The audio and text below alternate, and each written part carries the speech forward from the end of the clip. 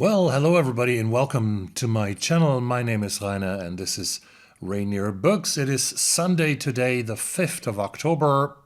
Can you believe it's October? It's hard to believe it's October. Hard to believe that it's October. Hard to believe it's October. Hard to believe it's October. Hard to believe it's October. October. Can you believe it? Incredible. Where have all the days gone by? Yeah, and I want to speak about an author that I DNF'd this week. And I read some books by him years ago. And recently I was in the library, in my branch of the library here in Farsta, just outside Stockholm. And I happened to see a book by Harlan Coben. And this is called I Will Find You. And it happens to be written or published in 2023. I Will Find You. I read a few chapters and I DNF'd it. So I want to speak about why I did that and who Harlan Coben is if you don't know. Harlan Coben is about the same age as I am. I think he's actually a couple of months older than I am. He was born in 1962. He's incredibly successful. He has sold 90 million copies and counting of his books as of today. He's translated into 46 languages, and I googled his net worth and it's said to be about $25 million, which actually surprised me a little bit because I thought it was much more. Because a lot of his books have ended up in movies or in Netflix series. In 1995, at age 32 or 33, he debuted with a novel called Deal Breaker and presented his character Myron Bolitar, a very handsome, rich, and athletic guy who happens to end up in criminal cases all the time. He wrote 12 novels, but then he wrote many standalone novels. He wrote actually 12 Myron Bolitar novels. The last one was 2024, last year.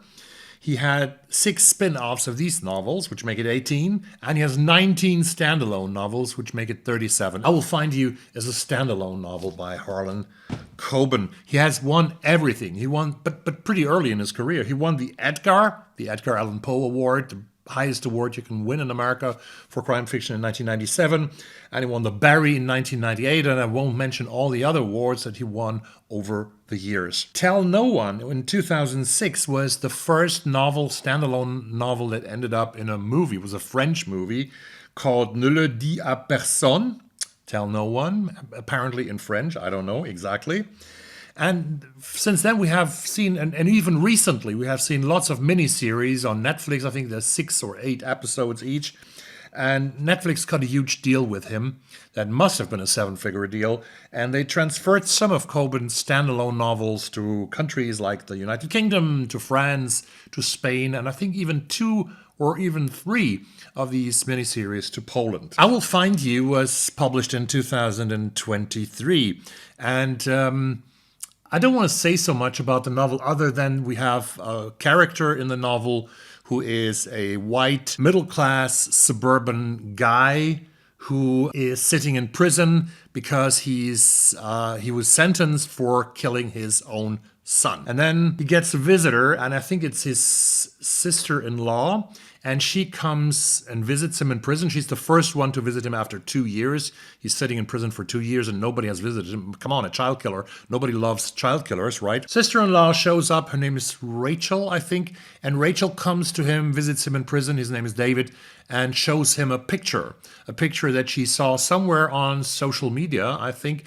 And this picture, well, it shows the son that he has killed some years ago, but now the son is a couple of years older. He seems to be alive. And this is a typical Harlan Coben setup. And that's also why I actually, after reading 2 or 3 more chapters, why I actually DNF'd the novel. Because Harlan Coben is writing the same novel and the same sujet, the same plot, over and over and over and over again in his standalone novels. There's a recipe to this, and the recipe goes like this. Somebody, a white male in his 40s, is living an ordinary life, a middle-class life.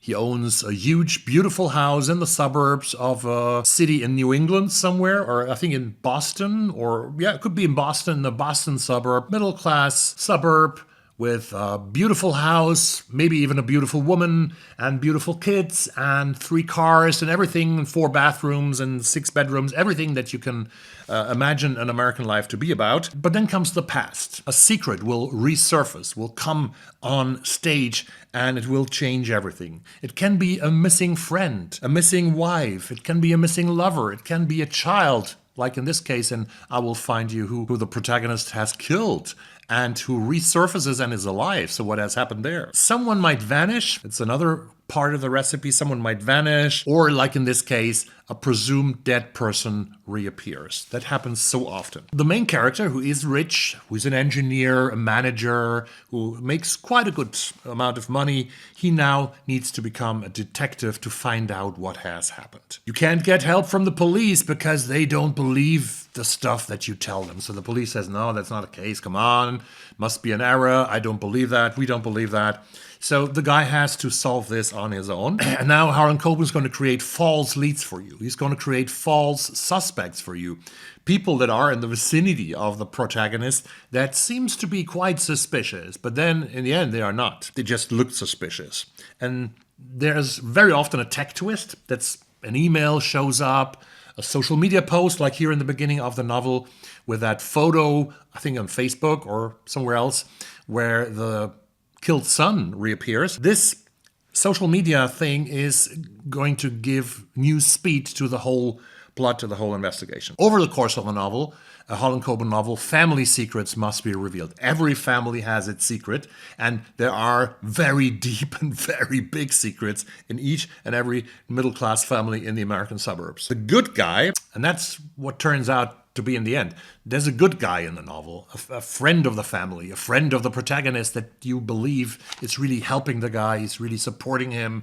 He is the only one who believes his story, and this good guy not seldomly turns out to be the villain, the one that has betrayed all of us, the readers and the protagonist. The villain is often someone very, very close, and in the end we get some kind of domestic rebalancing. We get happily ever after life, not really, because some bad things have happened, and maybe even the protagonist has been shot 2 or 3 times and had to spend several weeks or months even in hospital, but then he returns to his suburban beautiful life. Maybe he has found another beautiful woman to have beautiful children with. This is really what turned me off this time, that I sort of looked through the recipe, that I sort of directly thought where this was supposed to be going.